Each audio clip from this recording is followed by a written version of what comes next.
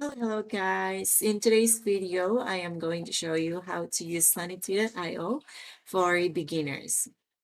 Sanity.io is a powerful, flexible content platform that allows you to build, manage, and deliver structured content across different channels. Whether you're creating websites, mobile application, or other digital experiences, Sanity offers the tools you need to efficiently manage your content. And here's how you get started as a beginner.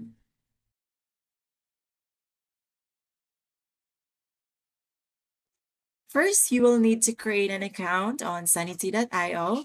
Visit the website, sign up with your email, or you can use any third party service like GitHub or Google to register.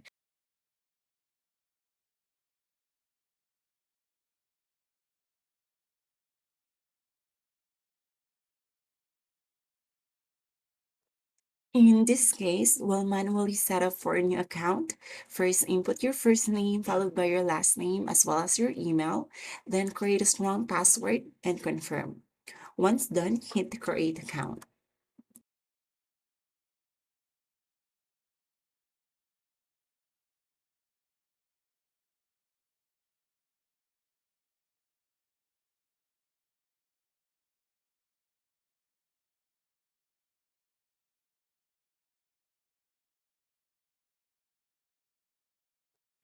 Make sure to read the terms and conditions and click continue.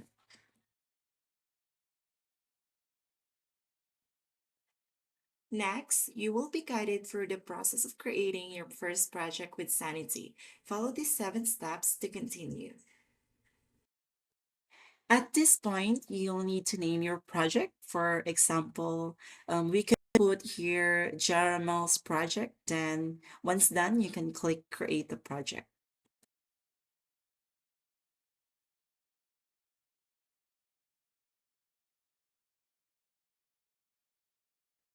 What technology are you using?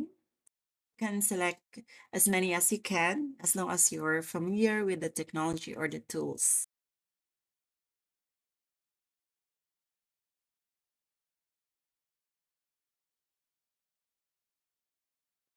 And in here, you can choose from the scratch. Once you've done, you're all set. You will be directed to set up your studio. Follow these 5 steps to complete. Just scroll down and click next to continue. These steps will guide you through initializing your Sanity project effectively.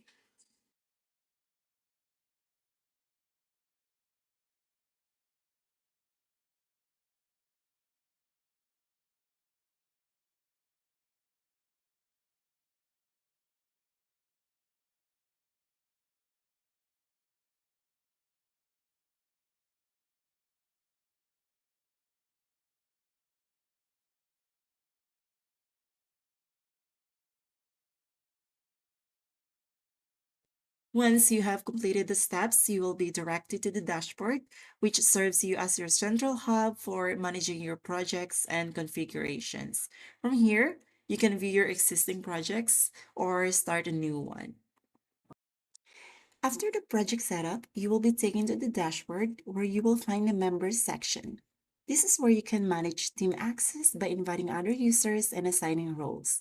For a solo project, you can skip this, but if you're working with a team, add members and define their permissions.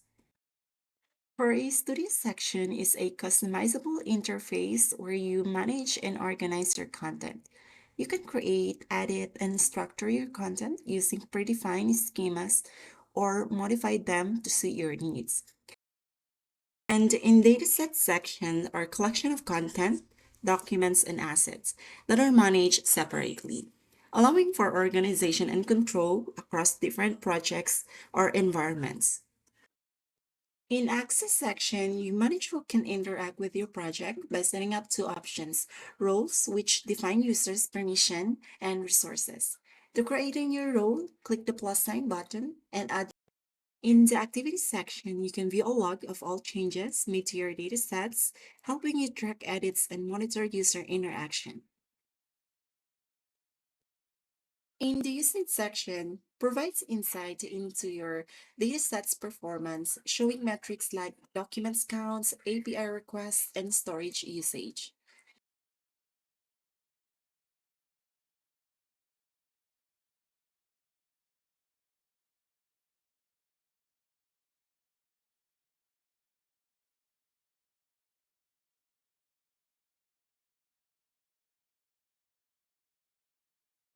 In here, you can view all plans based on your monthly needs. Sanity IO, which also offers a free trial at no cost. It's very affordable and useful for your project.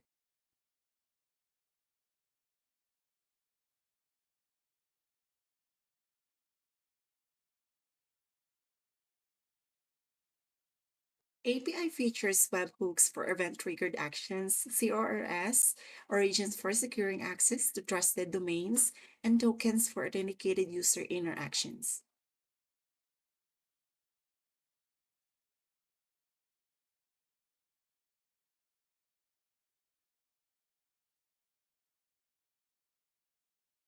In settings section lets you manage various aspects of your project.